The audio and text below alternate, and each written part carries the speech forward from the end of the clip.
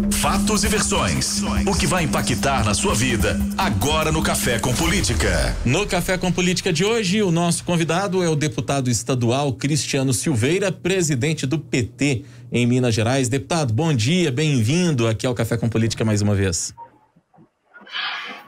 Muito bom dia, Rodrigo. Prazer estar falando com você. Igualmente. Bom dia também, Adriana, né? Que parece estar aí com você no estúdio. Estou aqui sim, deputado. Exatamente.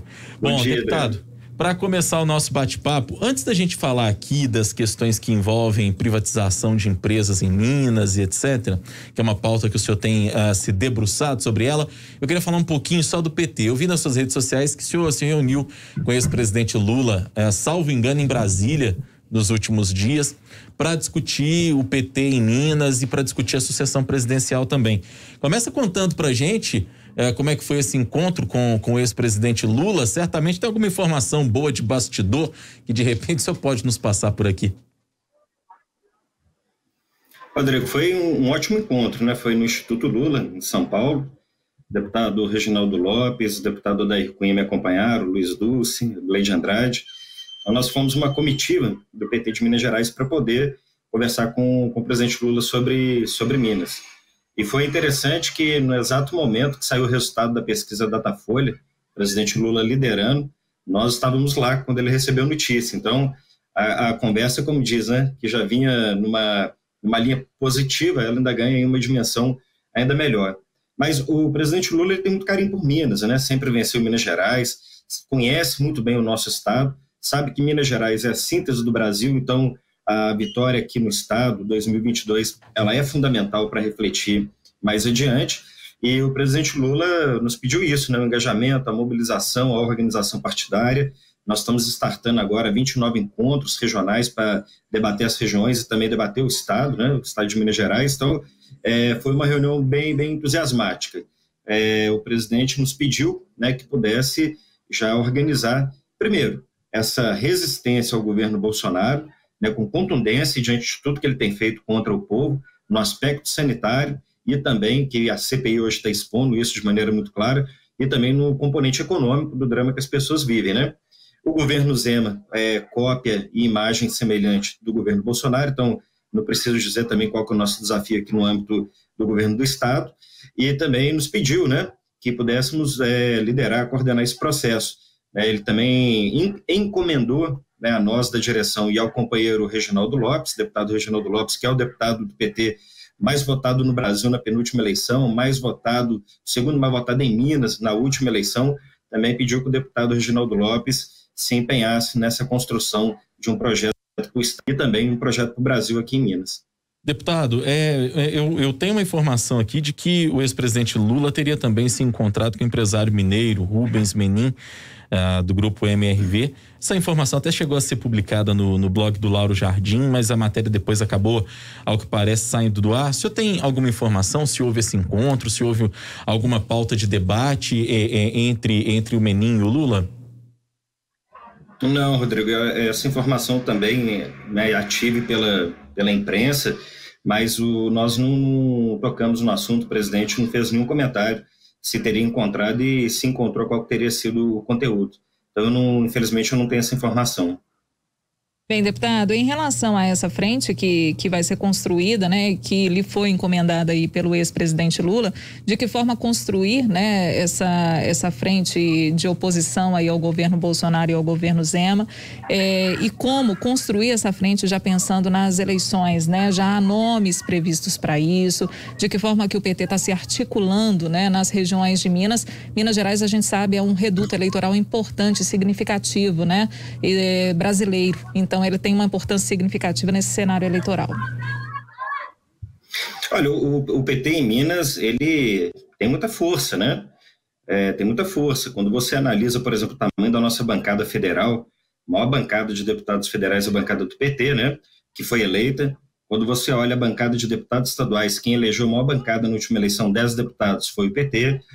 Nas eleições municipais, o PT passa a governar cerca de 2 milhões de habitantes no estado, éramos 600 mil habitantes que governávamos. O PT hoje tem 2 grandes cidades, segundo turno, que é Contagem e também Juiz de Fora, né? são cidades que são do tamanho de algumas pequenas capitais do nosso país, então é importante, o PT tem capilaridade no interior, o nosso desempenho nas últimas eleições, mesmo no cenário muito adverso, demos a vitória para o Haddad em muitas cidades no norte de Minas, no Jequitinhonha, na Zona da Mata, cerca de 400 municípios nós vencemos. Então, eu vejo que o partido tem ainda muita força, né? E quadros para se apresentarem para disputa, seja o governo ou o Senado, também não nos falta. Nós temos, ainda não temos candidato definido, mas bons nomes, isso sem dúvida alguma, o Partido dos Trabalhadores tem, e nós vamos apresentar no momento oportuno. Mas o que nós queremos fazer neste período agora que antecede o processo eleitoral em si? Um bom diagnóstico de Minas Gerais e apresentar um projeto que a gente consiga enfrentar os desafios. Do ponto de vista de se posicionar como alternativa e oposição, quem tem feito isso no Estado é o PT. Quando você analisa, por exemplo, os enfrentamentos que fazemos na Assembleia Legislativa, é o Partido dos Trabalhadores que pilota esse movimento. Nós vamos falar daqui a pouco sobre esse movimento que nós estamos fazendo para impedir as privatizações do governo Zema, né? Muito por um aspecto, por uma orientação ideológica, do que algo que seja efetivo, estratégico e que resolvesse o problema financeiro do Estado. Então, nós vamos explicar um pouco isso aqui. Quando ocorre a CPI do Fura-Fila, em Minas Gerais, o pedido da assinatura e da criação da CPI parte de parlamentares do PT, o primeiro signatário, o deputado Ulisses, que é o vice-presidente na CPI. Né? Na educação, somos nós que estamos denunciando a privatização da educação, a municipalização sem diálogo com os prefeitos, com a maioria dos prefeitos. Somos nós que estamos aqui, sabe, fazendo esse papel de demarcar o que o governo Zema tem feito, contrário ao interesse dos mineiros.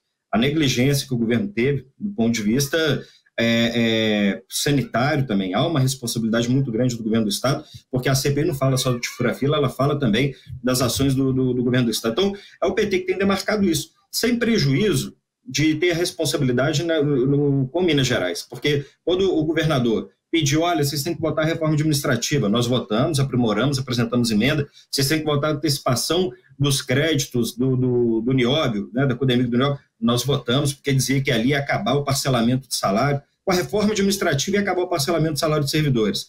Com o da Codemig, que agora eles estão falando que não consegue fazer operação na Bolsa, e pediu para a gente correr, ia acabar o parcelamento de servidores. Com a reforma da Previdência, e aí sim teve o nosso voto contrário, ia acabar o parcelamento de servidores. Mesmo o Estado tendo superávit de 5 bilhões, continua parcelando o salário de servidores. Então, assim, né, nós temos que discutir. Tem agora um movimento aí de 100 prefeitos, liderado pelo prefeito do PT, Daniel Sucupira, que está questionando e cobrando do Estado o repasse de recursos da saúde que teria sido retido pelo governo de Minas Gerais. Então, eu estou só assim, né, estabelecendo para vocês em qual cenário nós estamos posicionados. No cenário de denunciar o que o governador Zema tem feito contra o povo de Minas Gerais e também aqui sinalizando qual que é a nossa lógica de organização dentro desse processo eleitoral. Eu entendo que a recuperação do direito político do presidente Lula e também o seu crescimento, né, nas pesquisas vai ter um reflexo muito positivo no jogo que o Partido dos Trabalhadores pretende jogar em 2022. Deputado, o senhor até falou nisso aqui agora há pouco. O senhor está propondo uma PEC para impedir que o Estado venda ações que tem em estatais sem aprovação da Assembleia, né?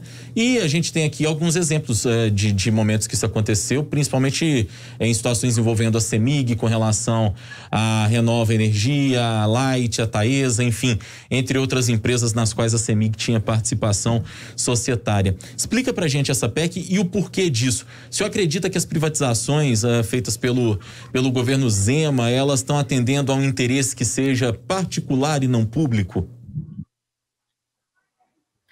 Com certeza, o mundo todo, e a gente percebe isso muito na Europa, faz um movimento reverso daquele movimento que aconteceu quando os países flertavam mais com o neoliberalismo, né?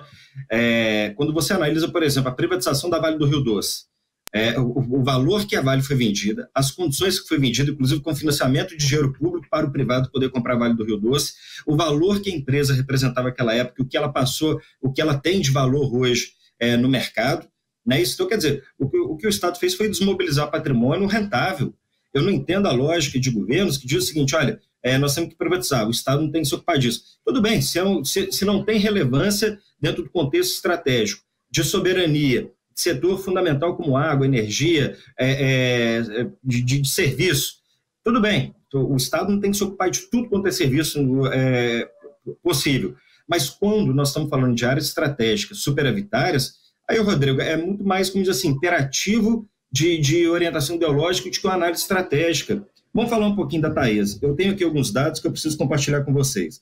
O total de dividendos e juros sobre capital aprovado da Taesa para distribuição 2020 foi 1,6 bilhões, considerando que a parcela da CEMIG que pertence que a CEMIG tem de ações na Taesa, em torno de 35%, tem uma estimativa de que só a CEMIG tenha recebido 600 milhões de reais da Taesa em 2020. A Taesa, viu, gente, para quem está nos acompanhando, é uma empresa de transmissão de energia, do qual a CEMIG é a sócia majoritária. Então, ela é uma empresa que a CEMIG ela tem a maior participação. A Taesa, você tem uma ideia, a CEMIG vale 20, para você ver qual que é a robustez, o tamanho da Taesa, o impacto que a Taesa tem, dentro desse contexto, né? A análise das corretoras de valores imobiliários de ações, elas recomendam fortemente compra das ações da Taesa para investidor privado, por causa dos lucros. Quando você analisa o desempenho da Taesa nos últimos 20 anos, é um desempenho extremamente estável e crescente, né? Então, quer dizer, a venda da Taesa, a gente fazendo uma conta rápida de padaria que a gente fala aqui, ela vai render para a CEMIG mais ou menos 4 bi. Esses dados eu solicitei a Secretaria de Estado, ao governo. O governo tem que nos informar isso. Mas eu estou fazendo aqui com base no que tem sido noticiado para nós, porque até agora a gente ainda não foi informado, comunicado. Então, eu imagino que se a Taesa renderia em torno de mais ou menos 4 bi, o Estado ficaria, então, com mais ou menos 600 milhões, porque o Estado só tem uma parte da CEMIG. Ou seja, considerando uma média de 600 milhões em dividendos que a Taesa repassa para a CEMIG anualmente, em 7 anos a CEMIG já vai estar tendo prejuízo com a venda da Taesa. Então, o que o governador tem feito? De maneira sórdida, é o chamado comer pelas beiradas. Ele pode vender a CEMIG a hora que quiser? Não pode, porque a Constituição de Minas Gerais estabelece que tem que passar pela Assembleia e tem que ter referendo popular, assim com a Copasa, assim com as demais estatais, Gasmig e demais estatais. Agora, como a Taesa se trata de uma empresa que a CEMIG, ela não é, o Estado, ele não é o acionário majoritário, e sim a sua estatal, que é a CEMIG, ele tenta fazer a privatização no entorno, né, do que está no entorno das estatais. Foi o que aconteceu com a Light, você citou agora há pouco a Renova, e agora está no horizonte, no farol, a Taesa. A pergunta que eu faço é o seguinte: a Assembleia não vai se pronunciar sobre isso? A Assembleia de Minas não vai dizer, porque se a CEMIG tem participação do Estado, e se a CEMIG tem participação robusta na Taesa, isso tudo gera dividendo, tanto para a CEMIG quanto para o próprio Estado. Ora, os parlamentares do povo mineiro têm que ser ouvidos. É estratégico, não é estratégico vender, sob qual condição, quais são as condições da negociação. Então, eu fico muito preocupado, porque se não houver um movimento da Assembleia Legislativa nesse sentido, eu acho que a boiada já começou a andar, aí ela vai acabar de passar.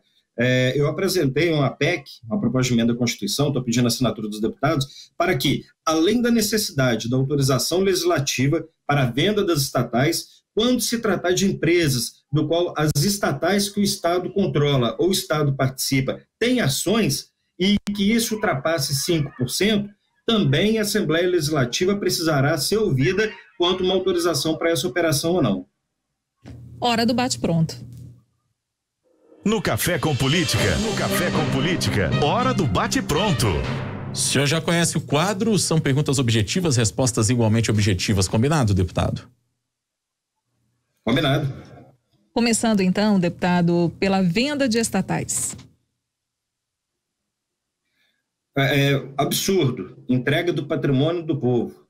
CEMIG e Copasa. Estratégicas e eficientes. Minas no combate à pandemia. Segue o exemplo Bolsonaro. Vacinação. Tá faltando. Romeu Zema. Não entregou o que prometeu. Jair Bolsonaro. Fiasco.